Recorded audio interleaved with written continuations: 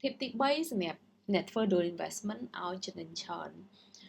tip ទី3នេះរៀងខ្លីអ្នកនរគ្នាហើយខ្ញុំគិតថាប្រហែលជាវាជា common sense សម្រាប់មនុស្សមួយចំនួនដែលគាត់ដឹងអីចឹងណាប៉ុន្តែគ្រាន់ខ្ញុំចង់ជាការចែកម្លែកបានវីដេអូមួយសម្រាប់អ្នកដែលគាត់អត់ដែលដឹងសោះណាtip ទី3នេះគឺអ្នកនរគ្នាគួរតែធ្វើ dual investment ទៅលើ coin ដែលពេញនិយមហើយ coin ដែលខ្ញុំ recommend ហ្នឹងគឺEthereum កំឡុងពេលដែលខ្ញុំកំពុងធ្វើវីដេអូមួយរយៈនេះគឺ Ethereum ហ្នឹងគឺជា product ដែលបាន investment dual investment ល្អជាងគេអត់ដឹងថាទៅថ្ងៃក្រោយទៅវាមិនទេណាអ្នកនរគ្នាហើយ tip នេះគឺខ្ញុំនិយាយតែក្នុង Gate Exchange ទេដោយសារខ្ញុំខ្លួនឯងគឺធ្វើ dual investment នៅក្នុង Gate Exchange ហ្នឹង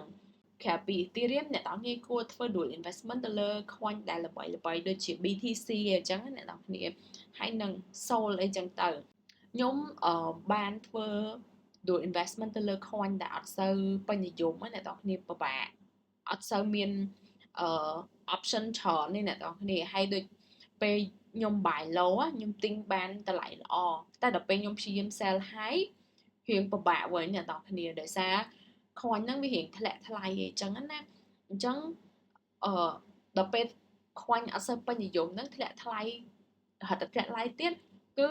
គេអត់សូវឲ្យ APR នេះខ្ពស់ទេហើយតម្លៃអីហ្នឹងក៏អត់សូវបានច្រើនជម្រើសដែរអញ្ចឹងបាក់មែនតើខ្ញុំចំណេញភាគច្រើនគឺនៅលើ Ethereum ហើយនឹង BTC Sol នេះក៏រៀងជម្រើសទី3អញ្ចឹងទី1 Ethereum ទី2 BTC ទី3គឺ Sol នឹងឯង